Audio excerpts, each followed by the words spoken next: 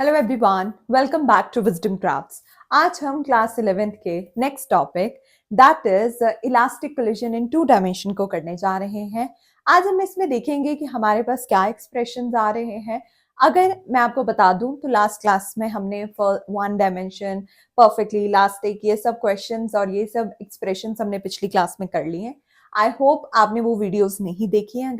अगर देख ली हैं, अगर नहीं देखी हैं तो प्लीज इसे देख लीजिए। और आज हम स्टार्ट करने जा रहे हैं परफेक्टली इलास्टिक कोलिजन या elastic collision in to dimensions. ठीक है, उसके लिए हम कुछ चीजें कंसिडर करेंगे, जैसे कुछ मासेस कंसिडर करेंगे और उन मासेस का फिर हम मास लेंगे। ठीक है, उन मासेस का हम वेलोसिटी लेंगे। वो सब चीजें हम कंसिडर करेंगे। ठीक है, चलिए आइए लिखना सीखते हैं। एक सेकेंड दीजिए मुझे। ओके, तो कंसिडर करते हैं सबसे पहले एक टू बॉडीज। ठीक है, कंसिडर सपोज अ पार्टिकल। एक पार्टिकल कंसिडर करते हैं सबसे पहले, जो कि मूव कर रहा है अलोंग एक्स एक्सिस। ठीक है, consider, okay, consider a particle, okay, जिसका मास हम ऑफ मास कैपिटल M1, ठीक है, वो मूव कर रहा है along x axis, moving along x axis. ठीक है, मूव कर रहा है वो अलोंग एक्स एक्सिस। एक पार्टिकल ले रहे हैं, वो मूव कर रहा है अलोंग एक्स एक्सिस। ठीक है, उसके बाद किस वेलोसिटी से मूव कर रहा है? With velocity u1, axis with velocity, okay, मतलब इनिशियल वेलोसिटी है u1। ठीक है, इनिशियल वेलोसिटी है u1, जिसमें हमारे पास ये जो पार्टिकल है ये कोलाइड करेगा दूसरे पार्टिकल के साथ, जिसका मास हम m2 लेंगे और वो रेस्ट पोजीशन पर है। ठीक है, velocity 1, it colliding with another mass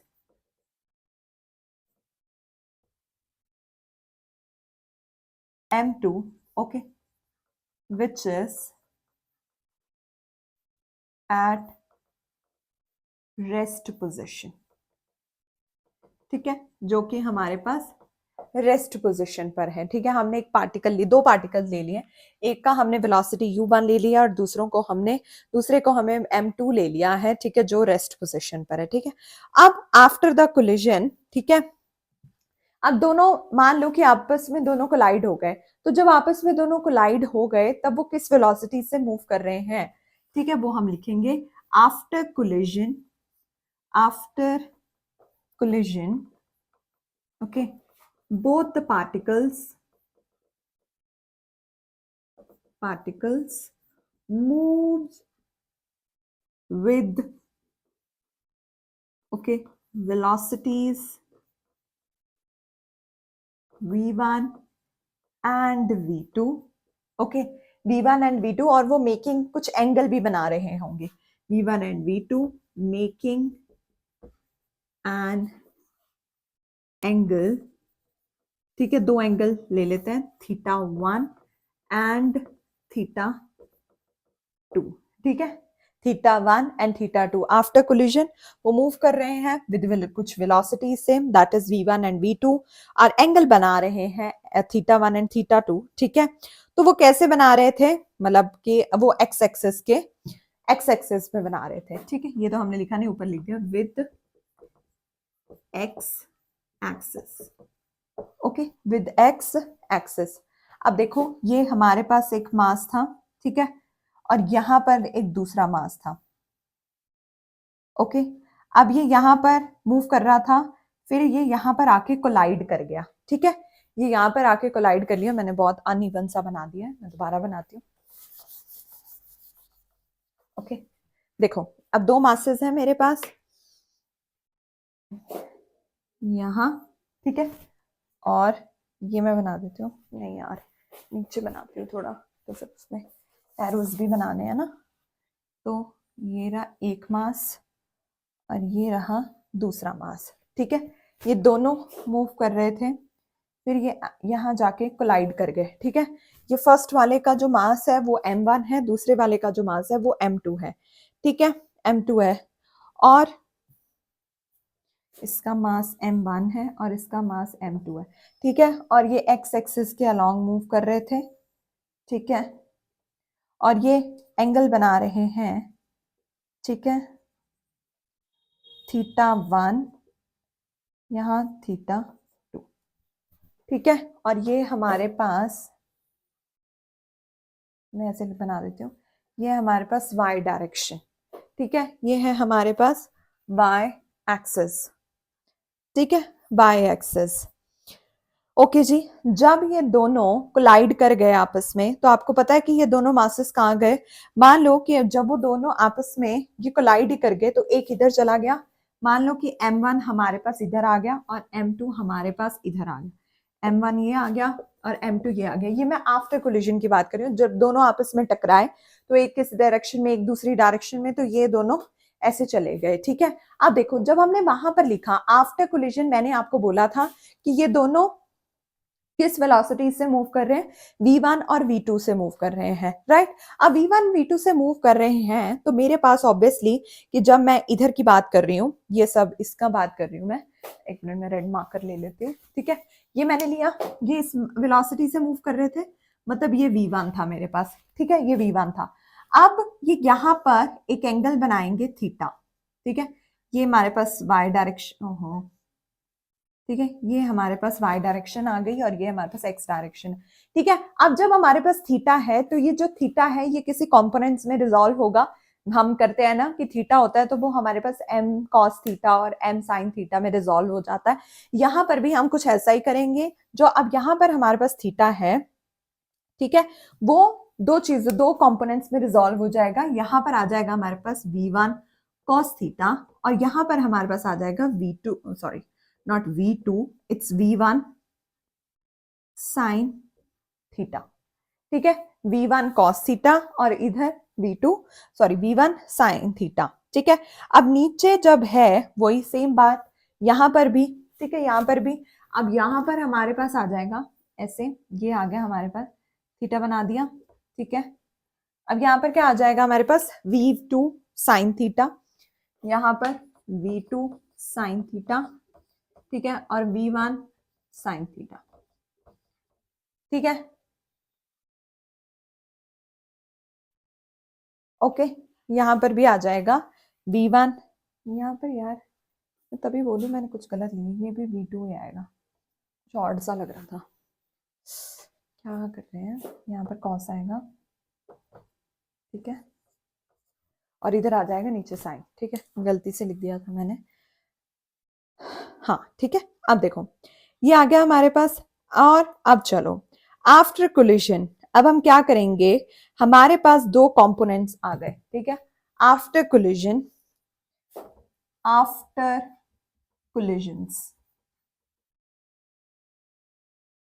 collisions हमारे पास कंपोनेंट रिजॉल्व हुए हैं, m cos थीटा, सॉरी हाँ, v cos थीटा और ये सब साइन और cos थीटा में, ठीक है। After collision rectangular components would be, rectangular components, ठीक है, रेक्टेंगुलर कंपोनेंट्स। अब ये कौन से कंपोनेंट्स हुए हैं हमारे पास, ठीक है, जो मतलब कि कंपोनेंट्स ऑफ द मोमेंटम, ठीक है। सबसे पहले लिखेंगे of the momentum for m1, component of momentum, ठीक है, ऑफ m1 इज, ठीक है, ऑफ m1 इज।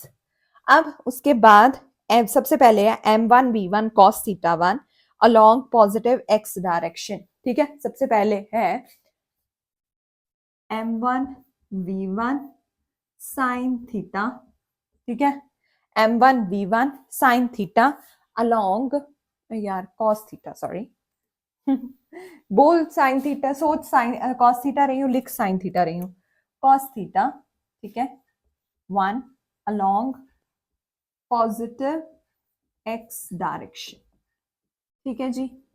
दूसरा कौन सा होगा, दूसरा कौन सा है हमारे पास, m1 v1 cos थीटा 1, ठीक है, along फिर से पॉजिटिव y डायरेक्शन, ठीक है, m1 v1 sin theta 1 along positive y direction.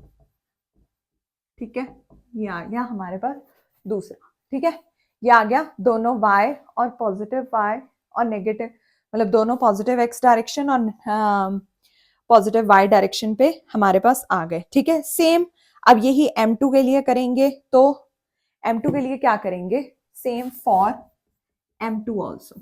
ठीक है, m2 के लिए हमारे पास पहला क्या है, m1 v2 cos थीटा 2। ठीक है, along पॉजिटिव x डायरेक्शन। ठीक है, सेकंड है m2 v2। ठीक है, cos, this is not cos, this will be sin now, sin theta 2 along positive y direction।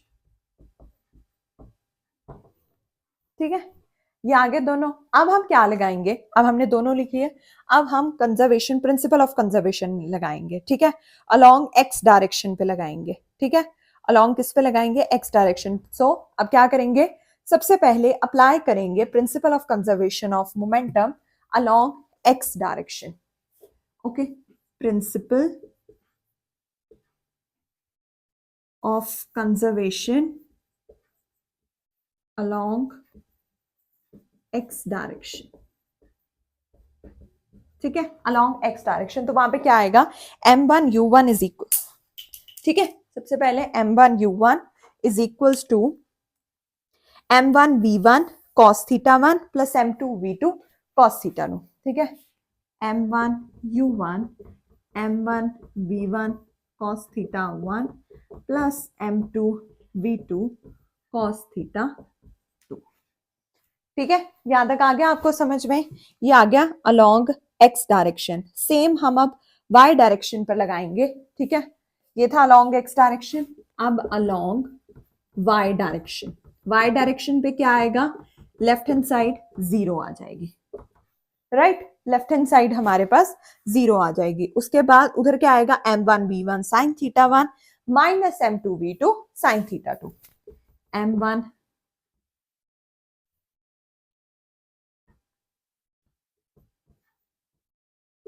Sine theta 1 plus, sorry,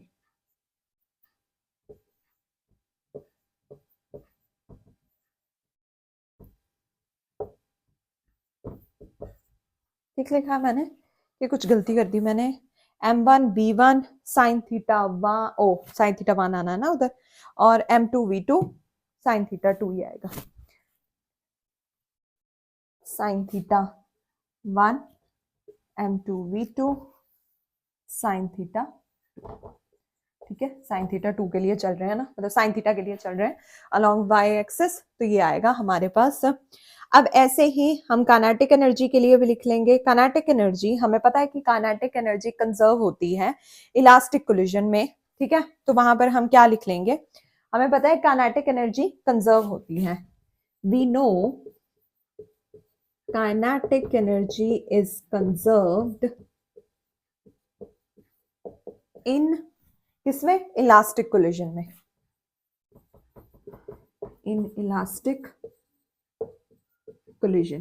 ठीक है, तो half m1 u1 square is equal to half m1 v1 square plus half m2 v2 square. ठीक है, ये है हमारे पास conservation of. ठीक है, अब आपके पास, आपको पता है कि आपके पास 4 अननोन क्वांटिटीज हैं। ठीक है, ठीक है, अननोन क्वांटिटीज हैं, मतलब कौन सी अननोन क्वांटिटीज आपके पास, v1 v2, ठीक है, थीटा 1 थीटा 2। अब आपको मैं बता दूं कि वो तीन जो हैं वो इन इक्वेशन से, जैसे कि इक्वेशन नंबर 1 ये होगी हमारे पास, इक्वेशन नंबर 2 ये हो गई हमारे पास, एंड इक्वेशन नंबर 3 ये हो गई हमारे पास। ठीक है, आपको मैं बता दूं कि इन तीनों इक्वेशंस को यूज करके आप जो अननोन क्वांटिटीज हैं, कौन सी अननोन क्वांटिटीज है, v1 v2 theta 1 and theta 2, आप ये इन तीनों इक्वेशंस को यूज करते हुए कैलकुलेट नहीं कर पाओगे। ठीक है, अब आपको मेजर करना पड़ेगा इनमें से चारों में से कोई एक, मान लीजिए थीटा 1, ठीक है, थीटा 1 आपको मेजर करना पड़ेगा एक्सपेरिमेंटली, ठीक है। अगर इन चारों क्वांटिटीज में से आपको एक एक्सपेरिमेंटली कैलकुलेट करना पड़ेगा, जैसे कि मान लो थीटा 1 हम ले रहे हैं, तभी आप बाकी तीनों को निकाल पाओगे, क्योंकि यहाँ पर एट प्रेजेंट हमें तीनों कोई भी, मतलब चारों में से कोई भी पता नहीं है, ठीक है। तो उसके लिए हमें एक एक्सपेरिमेंटली निकालना पड़ेगा। एक एक्सपेरिमेंटली का मतलब है कि मान लो कि ऐसा कुछ कंडीशन है जहां पर हमारा थीटा 1 90 डिग्री आ रहा है, राइट, या थीटा 1 0 आ रहा है, राइट, कुछ भी आ रहा है ऐसा, तो हम वहां पर, मतलब एक चीज हमें पता हो गई, मतलब थीटा 1 हमें पता चल गया वहां पर, तो बाकी जो 3 क्वांटिटीज अननोन है वो हम निकाल पाएंगे, पर उसके लिए हमें एक पता होना चाहिए, ठीक है। अब ये थे हमारे पास इलास्टिक कोलिजन इन 2 डायमेंशन, ठीक है। अब नेक्स्ट क्लास में हम इसके कुछ स्पेशल केसेस हैं वो डिस्कस करके, एक टॉपिक हमारा लास्ट बचा है दैट इज रिस्टिट्यूशन, ठीक है, उसे हम करके ये चैप्टर को रैप अप करेंगे। फिर मैं आपको कुछ न्यूमेरिकल्स करवाऊंगी इस चैप्टर के, जो आगे जाके आपको काफी यूजफुल होंगे, ठीक है, वो हम करेंगे। फिर हम इस चैप्टर को पूरी की तरह पूरी रैप अप कर देंगे, ठीक है। आई होप आपको ये टॉपिक 2 डायमेंशन वाला समझ में आया हो और आपके सारे डाउट्स इसमें क्लियर हो गए हों। अगर नहीं कोई डाउट क्लियर है तो आप प्लीज कमेंट कीजिए नीचे, मैं ट्राई करूंगी कि आपके डाउट्स को मैं क्लियर कर पाऊं, ठीक है। और ज्यादा से ज्यादा वीडियो को शेयर कीजिए और प्लीज सब्सक्राइब कीजिए, लाइक कीजिए और अपने डाउट्स को कमेंट कीजिए। So thank you so much for your time. Stay tuned for the next class. Thank you.